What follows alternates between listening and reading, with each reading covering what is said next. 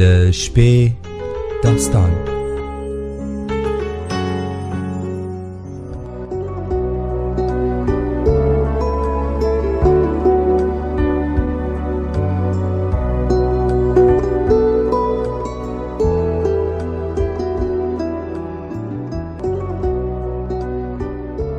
د واکمنو له ازاله څښتن په سپېڅلې نامه د سپوږمۍ راډیو قدرمنو اورېدونکو په ځانګړي ډول د شپې داستان خپرونې درنو مینوالو سلامونه، ستړي مه شئ او له رنګینیو ډکه شپه مو په خیر. د یو وار بیا مو زه سلیمې ورور د شپې داستان خپرونو په لړ کې د ټال په زړه پورې ناول له یوې بلې برخې سره هرکلی کوم. دغه ناول چې ښاغلي نصیر احمد احمدي لیکلی، نن یې یوه بله برخه له تاسو سره شریکوو. هیله ده د داستان د تیرو برخو ملتیا مو کړې وي او د نن شپې داستان تر پایه هم را سره پاتې شئ. په همدې هیله ورځو او د داستان په دې برخه پیل کوو.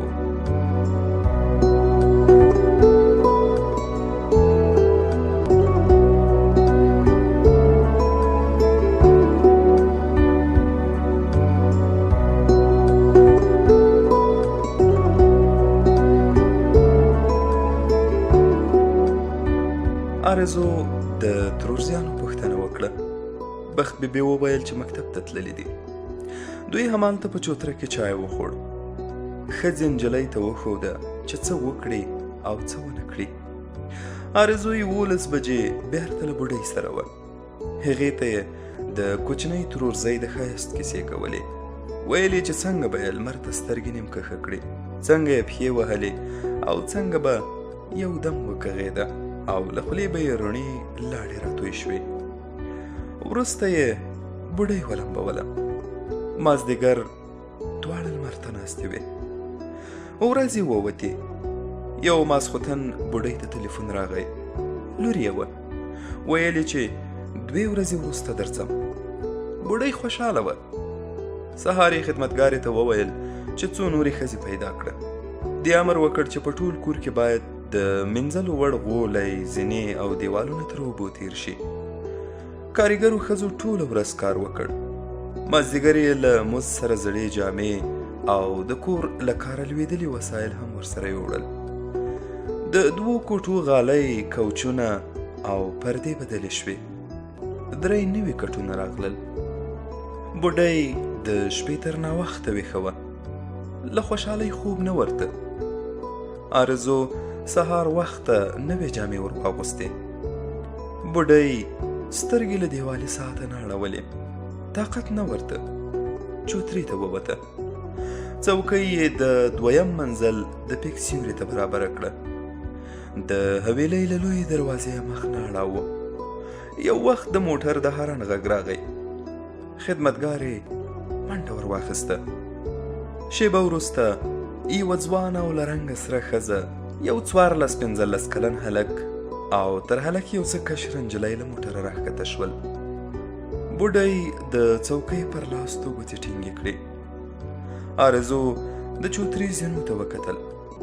په یوازې ځان یې څوکۍ لاندې نه شوی کښته کولی. نوې راغلې نجلۍ خپلې انا ته ورمنډه کړه. لاس یې ور وغځاوه خو بوډۍ ورکش کړه. غبرګ لاسونه یې ترې راوګرځول. هلک له هماغه ځایه چمن ته ورغی. پاپۍ یې ورپورته کړ. د سپي پر سر یې شونډې کېښودې. ښځې د موټر د شاله دروازې یو تک سپین چاغ کوچنی راویست. بوډۍ ته ودرېده.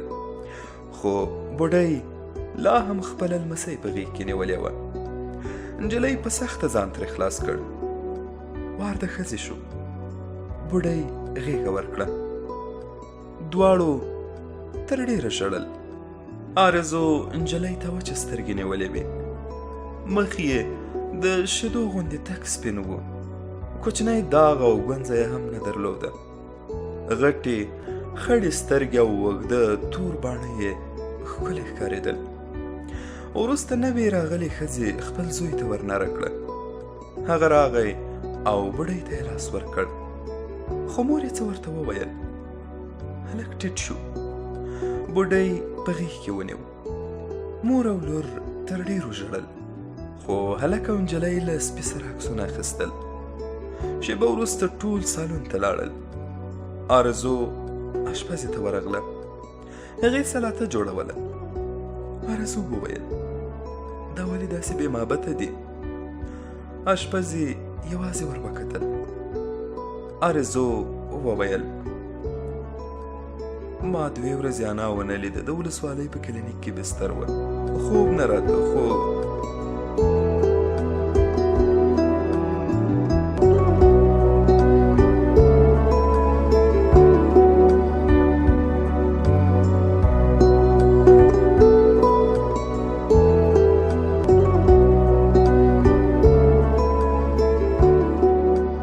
اشپزه په خبرو کې ولوېده. له ښاغلي بصیر سره مرسته وکړه. آرزو تر کړکۍ ور وکتل. سړي له موټره بکسونه کښته کول. ورغله. تر ټولو لوی بکس یې ورپورته کړ. سړي بکس ترې ونیو. ویې ویل دا نه، هغه بل کوچنی بکس در واخله. آرزو وویل دا نو څه ده، ما د شوتلو ډېرې درنې پنډې وړې دي. سړي وخندل. غټ بکس یې ور واخیست. آرزو کوچنی بکس او یوه ټوکرۍ ورپورته کړل. سالون ته ورغله. نوې راغلې ښځه له بوډۍ سره ناسته وه. له رنګه سرې نجلۍ د اوبو بوتل خولې ته نیولی و. هلک په ټلیفون کې ګوتې وهلې. آرزو بصیر ته ورنږدې شوه. ورو یې وویل دوی به څه بولم، ښاغلې که مېرمنې؟ سړي وخندل. خور ته مې مېرمن نادیه وایه، لور یې مریم نومیږي او زوی یې هم جاوید بوله. آرزو څو ځله نومونه تکرار کړل. مېرمن نادیه، مریم، جاوید. خدمتګارې ته یې وکتل. پورته له راډه د پردې راخطا شوې کونج ته نه ور رسېدله. بالښت یې د هغې پښو ته نږدې کېښود. خدمتګارې ور وکتل. څه یې ونه ویل. پر بالښت ودرېده. ګوتې یې راډ ته ور ورسېدې. آرزو اشپزخانې ته ورغله. اشپزې د سلاتې په منځ کې د رومیانو له اخیستو نریو ټوټو ګل جوړاوه. آرزو وویل ته څه نومېږې؟ اشپزې وخندل. خالده نومېږم. آرزو بیا وویل ښه مېرمن خالدې، دا سلاته په دومره زحمت نه ارزي، ساعت یې خو یې نه خوړل کېږي. اشپزې یوازې ورته وخندل. آرزو وویل تاسو ته ولې مېرمن نه وایي؟ ما په خپله له بوډۍ واورېدل. خدمتګارې ته یې ورناره کړه چې شفیقې جامې سمې وتو کړه. اشپزې وویل غریب خلک یوازې یو نوم لري، هله نو کار مې ډېر دی، ها پتنوس ورکړه. آرزو غټ پتنوس ور واخیست. سالون ته ورغله. پتنوس یې د بوډۍ او ځوانې ښځې تر مخ پر میز کېښود. ورو یې وویل تور که شین؟ ځواب یې وانه ورېد. ښځې له مور سره خبرې کولې. کله کله به یې وخندل. آرزو بیرته اشپزې ته ورغله. غلې پر څوکۍ کېناسته. اشپزې په غوړو کې کوفته سره کوله. آرزو وویل څه وکم؟ اشپزې ور وکتل. ته یې اشپزخانې ته نه یې نیولې، مېرمن رقیې ته ورشه. آرزو بیرته له اشپزخانې راووته. د بوډۍ تر څنګ ودرېده. نادیه ور وکتل. بوډۍ وویل دا آرزو نومېږي، پر ما پام کوي. نادیه نجلۍ ته وخندل. خوږې کېدای شي چې مور او لور یوازې پرېږدي. آرزو بیرته اشپزې ته ورغله. ویې ویل خندا یې له زړه نه وه. اشپزې حیرانې سترګې ور واړولې. آرزو وویل مازې یې خوله سره کش کړه. اشپزې وویل نو ته څه وایې، څه درته وکړې؟ خو په خندا کې ټول مخ بدلیږي، غومبرې د باندې راوځي، د مخ پوستکی تازه کېږي، سترګې ځلا پیدا کوي. د دې خوان د خولې کنجونو هم ګونځې ونه کړې، لکه ډبره چې درته وخاندي. اشپزې څه ونه ویل. آرزو خپلې کوټې ته لاړه. پر کټ ستونې ستخ پرېوته. غرمه ډوډۍ ته ورغله. یو وخت یې پام شو چې نادیه، مریم او جاوید په حیرانۍ ورته ګوري.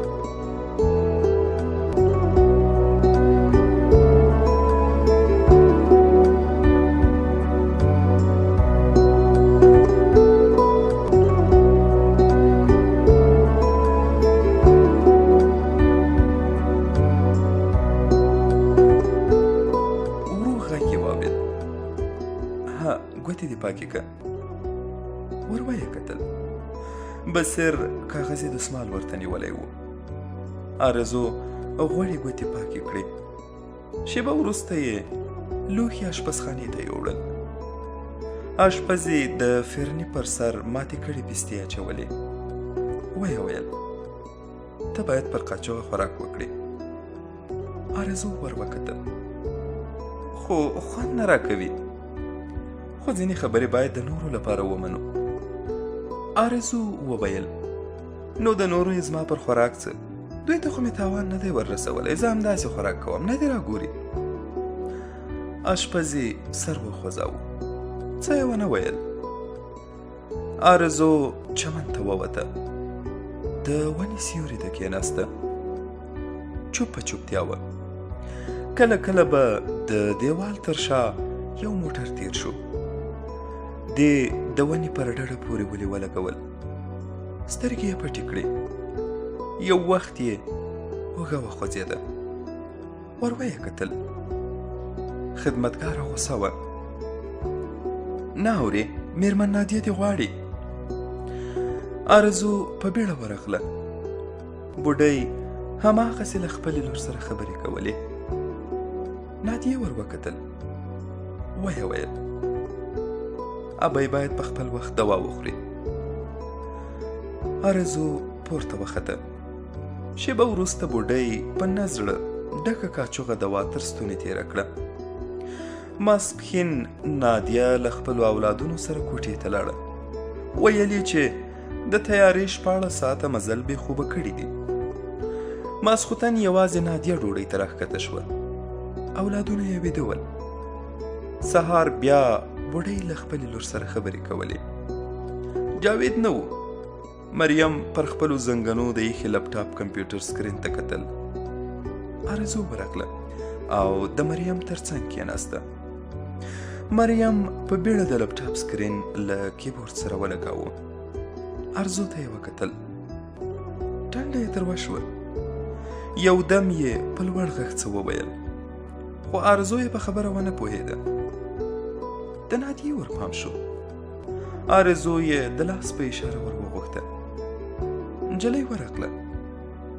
نادیې په پوست غږ وویل ګوره خوږې، له اجازې پرته د بل کمپیوټر ته کتل ښه نه دي. آرزو په حیرانۍ ورته کتل.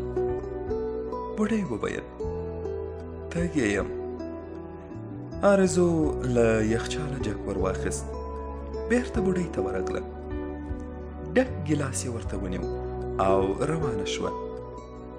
د ماشوم کغایه واورېده. کټ ته ورغله.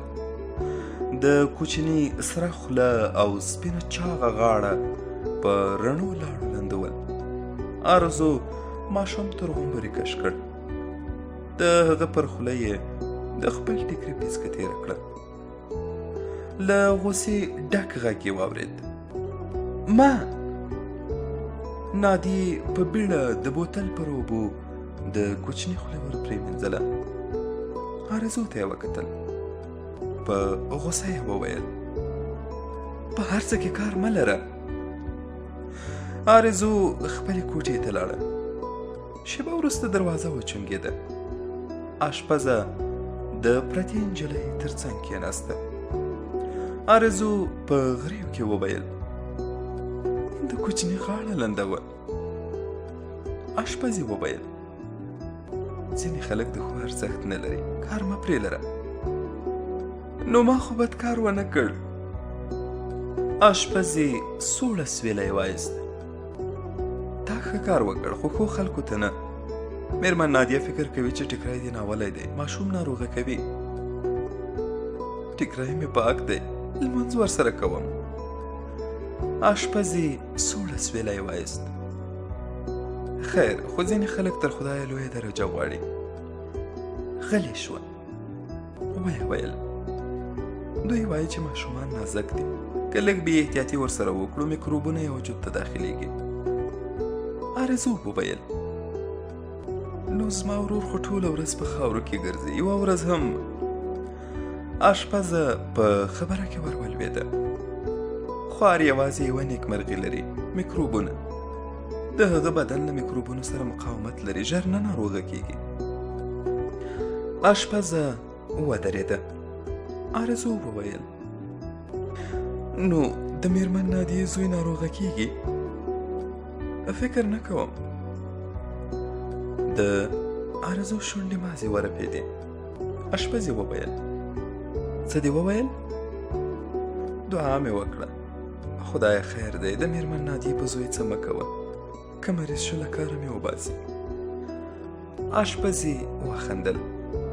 د نجلۍ پر ککره یې لاس تېر کړ. ویې ویل ماشوم ته مه ورنږدې کېږه، سمه ده؟ آرزو لندې سترګې ور واړولې. اشپزه له کوټې ووته.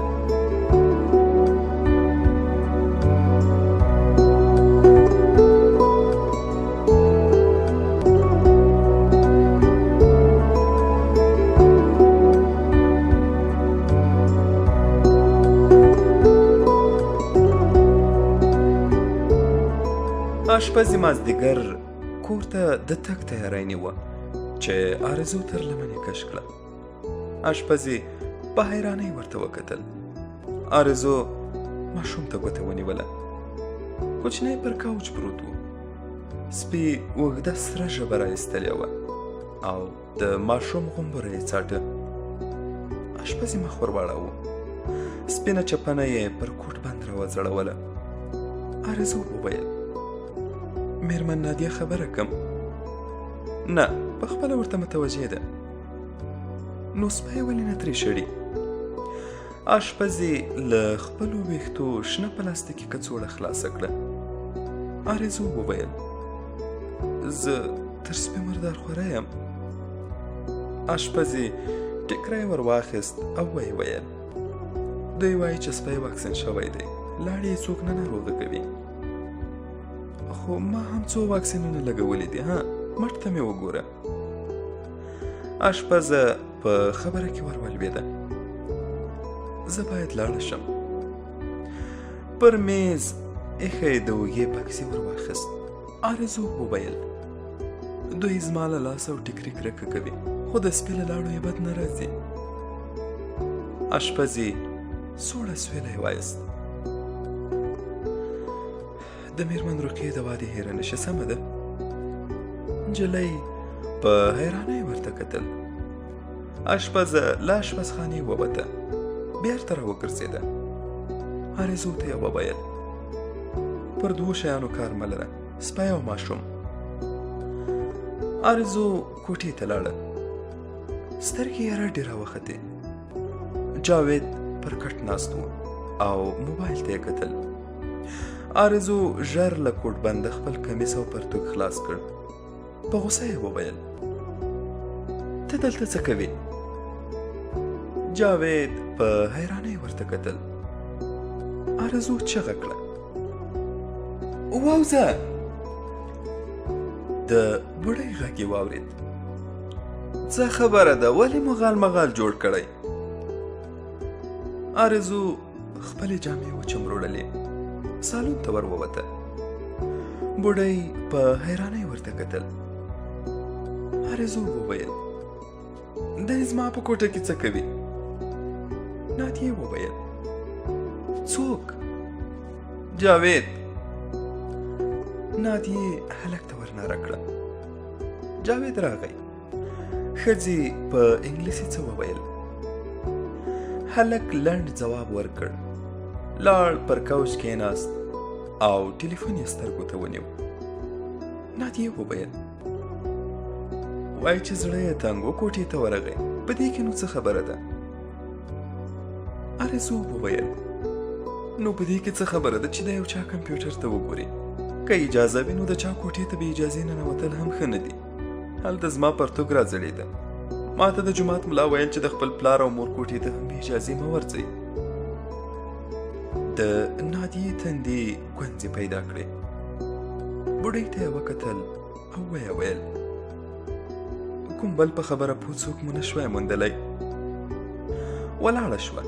ماشوم یې ور واخیست او پورته وخته. بوډۍ په غوسه وویل ګوره نجلۍ، دوی له امریکا راغلي، خو یو عادتونه یې له تا سره فرق کوي. تا ته راځړېدلی پرتوګ مهم دی، خو دوی دا عادي ټوټه ګڼي. که غواړي چې کار وکړې نو له ځینو خبرو باید تېره شي. د نجلۍ په سترګو کې اوښکې راغلې. منډه یې واخیسته او په خپل کټ پړمخې پرېوته.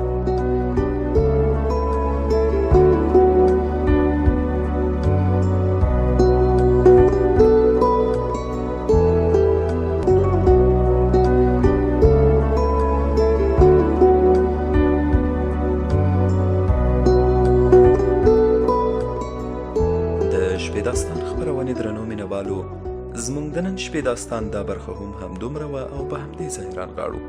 تر بیا او بلې شپې چې یو وار بیا زه سلمې ورور د نوموړي داستان له پاتې برخې سره ستاسو درانه چوپړ ته راځم. تاسو په لوی او مهربان الله سپارم. سوکاله ژوند ولرئ.